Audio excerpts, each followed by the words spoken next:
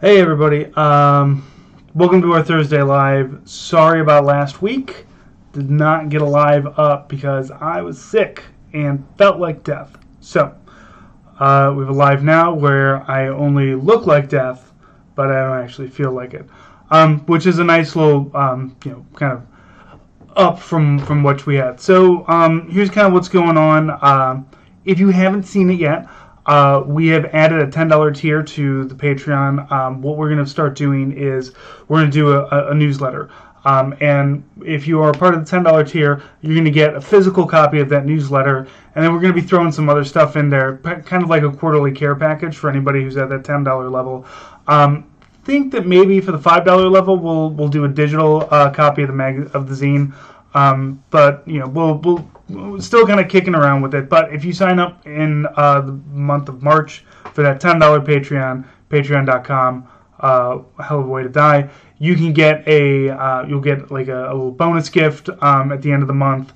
We'll be sending that out. So we're trying to do a little bit more, trying to get a few more tangibles into your hand. And for the most part, just do a little bit more for everybody. Let's see what else. Okay, so for this month or for this week, if you're not a member of the Patreon, we just put out a Patreon episode, $5 a month and above.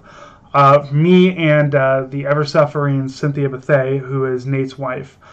We talk about Lion King. We talk about some of the new live-action Disneys that are coming out, and just a lot of just kind of. Cynthia has like a degree, as I call it, a degree in watching movies, but she has a film kind of thing, a film. What is it, like a film critique, undergraduate, and so and she's somebody who you can talk movies. Now I just watch movies. I don't watch films. I watch movies. So I'm probably not the best person to talk about these things, to do like real fucking deep dives into these movies. But as I watch them, I end up kind of getting an idea of what's going on. So it's just interesting. It's interesting to have that conversation, and I'm going to be bringing her back more next month. We're talking about a couple of books. We're talking about a book called Kindred, which is touted as the first science fiction book written by an African American woman, as well as another book called Long Division that's also by an African American author. So looking forward, we're going to kind of bounce back and forth between books and movies, books, other media, things like that. So that'll be like once a month, and that'll be along with all of our other Patreon stuff. So looking forward to that. And then next week, Nate and I are watching Commando, one of the great Arnold Schwarzenegger movies, and we're going to be talking about whether or not that movie is fascist.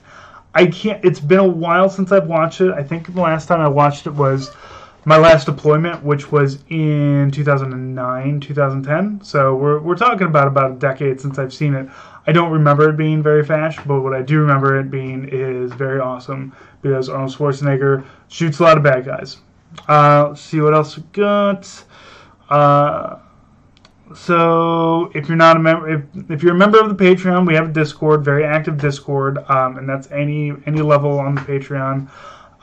Coming up, we've got Brian from Street Fight and I are going to be talking about the new Netflix movie. Oh, what's that stupid Netflix? War Ben Affleck. Do a quick search. Triple Frontier, where Ben Affleck runs around and has a beard and probably stares off in the middle distance. Brian loved it because Brian likes to watch movies where bad guys get shot a lot. I'm sure that I will be the one who sits there and does the but what does this tell us about war in general and the forever war? I'm sure I'll be that asshole while Brian enjoys a movie for what the fuck it is, which is Ben Affleck shooting stuff. Which I love Ben Affleck. I haven't seen a bad movie with him yet. I also haven't seen every Ben Affleck movie, so don't come at me with Geely or whatever, because I didn't fucking watch that bullshit. And if you're dumb enough to watch it, that ain't on me. That's on you. Let's see what else. I'm reading currently, before these books that Cynthia and I are going to be talking about come in. I'm reading a book called Gunpowder Moon. It's about the first murder on the moon and a lot of political intrigue. I'm not super into it, but I am into it enough to continue reading it. We'll see once the other books come in from the library whether or not I keep up with it. But I did just finish 2001: Space Odyssey by Arthur Clarke. Now, that is a Kubrick movie. I don't plan on watching the movie because I watched the movie a long time ago and I did not like it. I know that there's a lot of, Kubrick is a genius, and it's one of the best movies ever made or whatever. I remember watching it and being very fucking bored through a lot of it. And I think that's because in the book, the beginning with the ape-like things, there's a lot more to it in the book.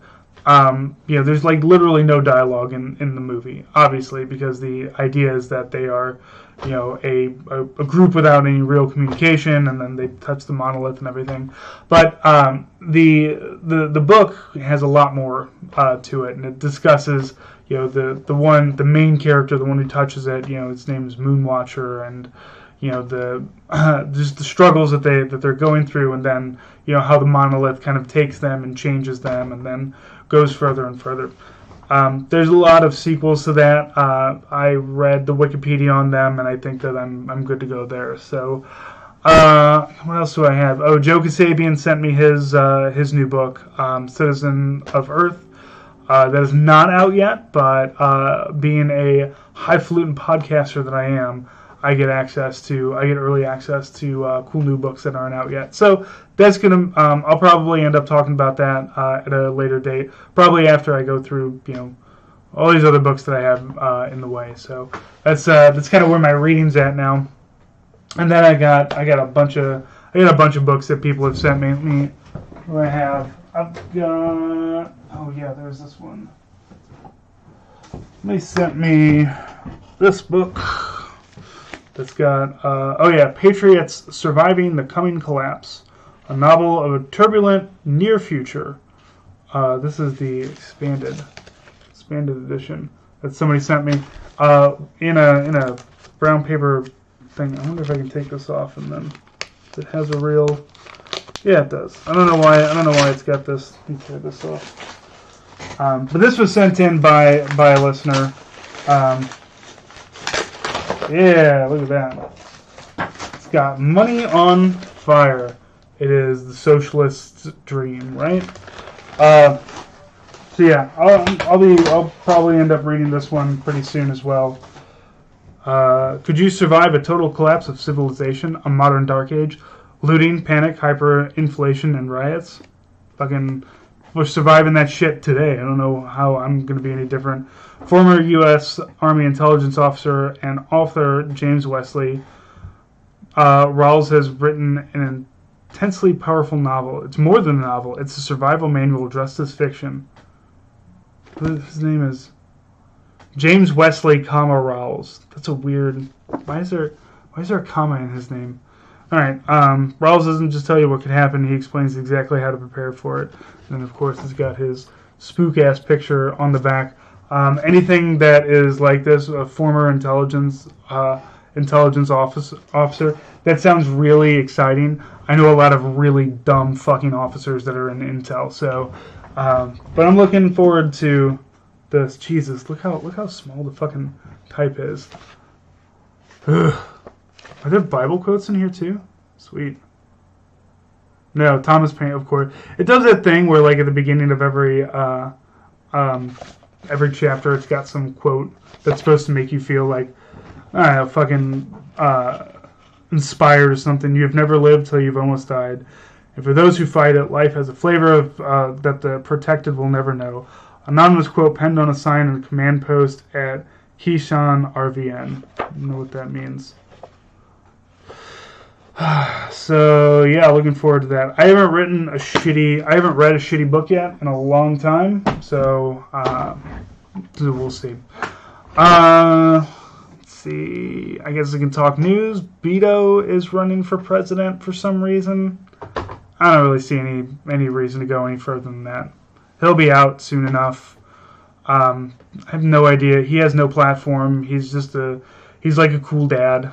But even that is just like, you don't elect cool dad. You like sneak some of his beers and, he pretends that he doesn't notice. And then, you smoke a cigarette out back and he's like, "Whoa, don't smell that." And then he's probably got his own weed stash and that's about it. But he went out and took a picture with the dog in a pickup truck, which is what counts as a personality in Texas. So, beyond that, we'll see where we go from there.